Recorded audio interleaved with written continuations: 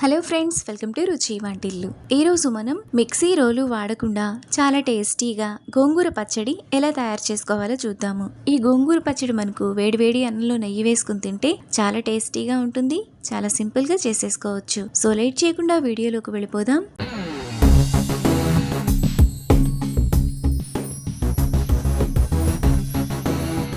ముందుగా గోంగూర పచ్చడి చేసుకోవడానికి స్టవ్ మీద ప్యాన్ పెట్టుకొని అందులో కారానికి తగినట్టుగా 15 పచ్చిమిరపకాయలు, 2 పెద్ద కట్టల గోంగూరను 3-4 సార్లు బాగా కడిగి వేసుకోవాలి.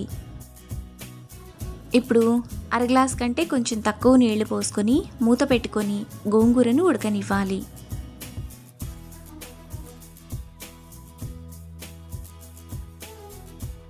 గోంగూర ఇలా ఉడుకుతున్నప్పుడు మధ్య మధ్యలో కలుపుతూ ఉండాలి. ఇలా కలుపుకున్న తర్వాత మళ్ళీ మూత పెట్టుకొని గోంగూరను బాగా దగ్గరకు అయ్యేంత వరకు ఉడకనివ్వాలి. గోంగూర బాగా ఉడికిపోయి ఈ విధంగా దగ్గరకు అయిన తర్వాత స్టవ్ ఆఫ్ చేసుకోవాలి. పచ్చిమిరపకాయలు కూడా ఇక్కడ చూపిస్తున్నట్టు ఈ విధంగా మెత్తగా ఉడికిపోయి ఉండాలి. గోంగూర చల్లారిన తర్వాత అందులో టేస్ట్కి తగినంత ఉప్పు వేసుకొని కొంచెం మెత్తగా చేసుకోవాలి. ఇలా చేసుకోవడం ఇబ్బందిగా అనిపిస్తే మీరు మిక్సీలో ఒక్కసారి మాత్రమే మిక్సీ వేసుకోవచ్చు. గోంగూర పచ్చడిని ఇలా మెత్తగా చేసుకున్నాక పక్కన పెట్టుకోవాలి. ఇప్పుడు స్టవ్ మీద మరో ప్యాన్ పెట్టుకొని అందులో 2 టేబుల్ స్పూన్లు ఆయిల్ వేసుకోవాలి. ఆయిల్ వేడైన తర్వాత 1 టేబుల్ స్పూన్ తాలింపు గింజలు, చిటికెడు ఇంగువ వేసుకొని ఫ్రై చేసుకోవాలి.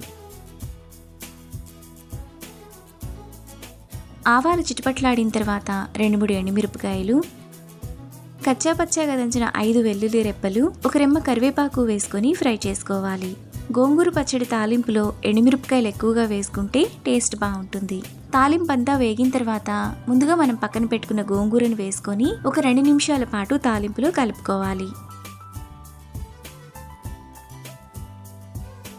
2 నిమిషాల తర్వాత తాలింపులో గోంగూర పచ్చడి బాగా వేగిపోయి ఈ విధంగా రెడీ అవుతుంది. ఇప్పుడు లాస్ట్లో సన్నగా తరిగిన ఒక ఉల్లిపాయ, కొద్దిగా కొత్తిమీర వేసుకొని కలుపుకోవాలి.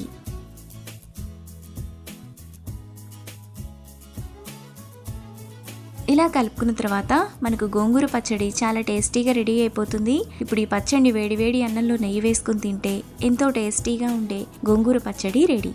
ఈ రెసిపీని మీరు కూడా ట్రై చేసి మీకు టేస్ట్ ఎలా కుదిరిందో నాకు కామెంట్స్లో షేర్ చేయండి. ఈ వీడియో కనుక మీకు నచ్చినట్లయితే లైక్ చేసి, షేర్ చేసి, సబ్స్క్రైబ్ చేయండి.